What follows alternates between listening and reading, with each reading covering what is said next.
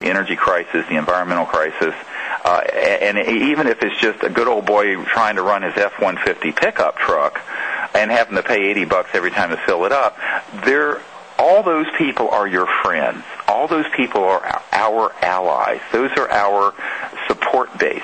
And so if you can get the message out to them, then, and shows like yours will be important, Kevin. If you can get that out to them, then it's not going to be easy to either suppress, and financially, you don't try to go to the big, what I call vulture capitalists, until it's a fait accompli, meaning that it's a done deal, there are too many people know about it, and there are too many people supporting it, and they're voting with their pocketbooks, and they're voting with their efforts, and you've got 50,000 of these things out running people's homes, and you can't squeeze this toothpaste back into the tooth. You can't put the genie back in the bottle. See, then, my friend, you're going to have these big players will then come around because it'll be an inevitability. They're not going to go quietly into this big transformation. Not when it's going to change the way that they can control everybody.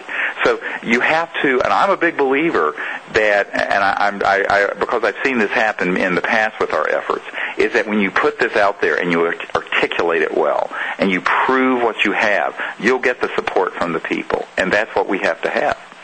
Let's go to the phone line. Caller, you are live on the Kevin Smith Show. Your first name and from where are you calling? Hi, Kevin. This is Mark from Nashport, Ohio. Yes, Mark. Dr. Greer, I've read both of your books and watched several of your DVDs. I'd like to thank you for all your great work. I have several quick questions, and I'll take the answers offline. First of all, have you had any repeat ET contacts? Secondly, could you comment on the concept of the unbounded mind or universal consciousness? And finally, do you believe in hollow earth theory? Thanks. Okay. Mark, thanks for the call. Yeah, I'm not sure I know too much about hollow earth theory. I will say that our contact events have continued to escalate. For example, we were in Joshua Tree National Park in November with about, I guess it was about 40 people on a training expedition up there.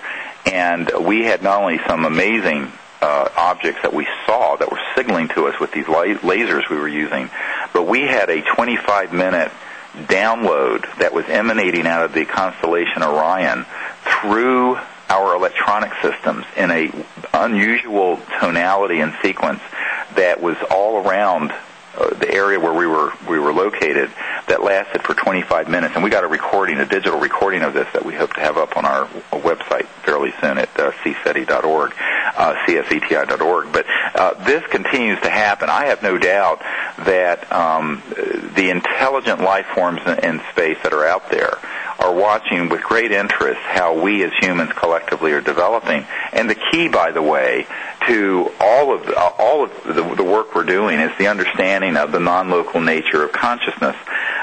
He asked this question about the unbounded mind, and I think it's a very good one, and that is that the nature of the conscious mind that all of us are listening to this interview with, it's a single thing. There's not like Kevin's mind and my mind. There's our individualities, but the awareness itself, the conscious mind, is actually a singularity. And this is what Erwin Schrödinger said in the early 1900s, who was the father of a particle wave theory that became quantum physics. He said the total number of minds in the universe is one. That is, it is a singularity. And this has actually been proven scientifically. Now, the reason this is important is that there's a nexus where consciousness and mind stuff, if you will, and electromagnetism and spin and gravitational forces all come together. And it's a very interesting study. It's a bit esoteric, but when I put a paper together back in the early 90s discussing this, it ended up going through all the aerospace companies, and I had a man call me from McDonnell Douglas who had worked with old man McDonald himself.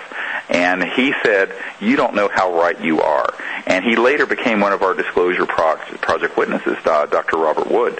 And he said that the old man McDonald, who was very interested in the whole ET presence, was also very interested in the unbounded aspect of awareness.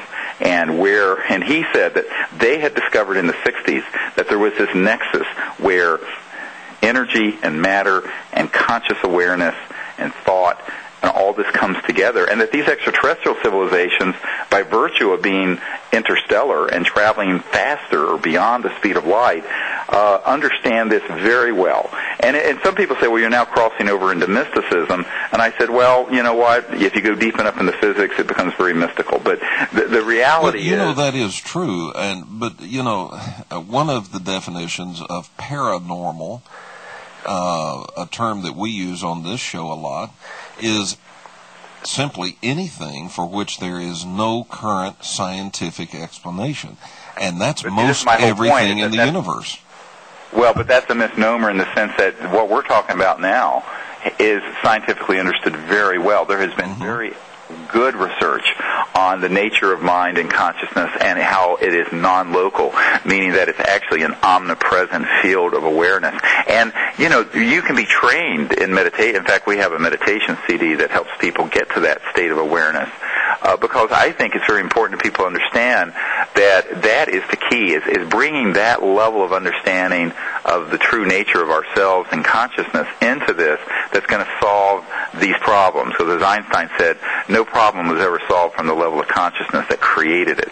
So we're going to have to go into these states and understand what it really means to be cosmically aware.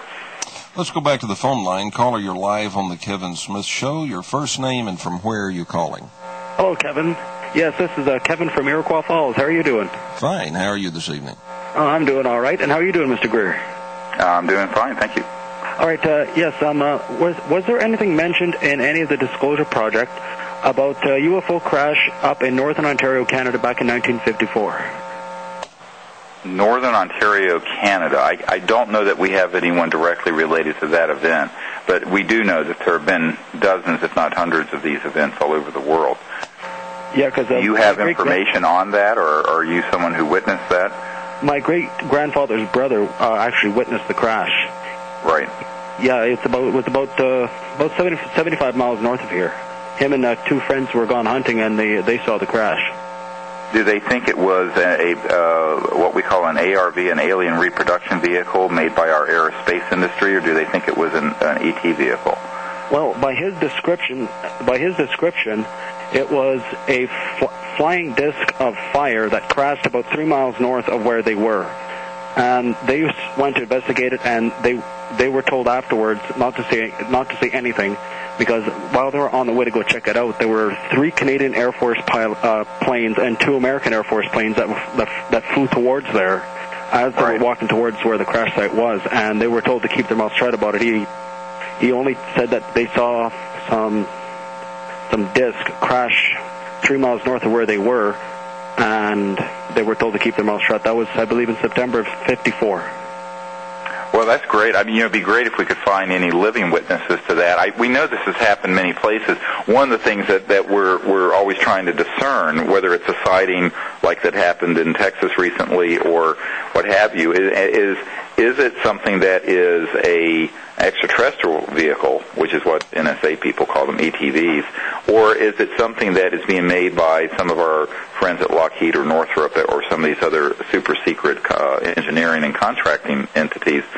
Because you have to understand, there have been prototypes of so-called electrogravitic or anti-gravity craft that are man-made since at least the late 1940s to early and mid-1950s. I have a photograph of one being test flown over Provo, Utah, taken by a military captain back in the early 60s. That was a man-made one. So we do know that these have existed and they are man-made. And so the question always becomes, is it real or is it Memorex? Is it an extraterrestrial vehicle? Or is it one of our guys? And they can be very hard to distinguish apart if you don't have the information to know that there's the possibility that it could be man-made. I'm not saying that all of these sightings are man-made, but believe me. But I'm saying that some of them are, and some of the crashes have probably been early prototypes that went amok and crashed. And so then the question, now mind you, that's as big a story as the question about the extraterrestrial ones crashing, because The fact that there would be something man-made that would be performing that way and look like that would be quite an important story and disclosure as well, because it would prove what we're stating, that Nick Cook, who wrote the book The Search for Zero Point,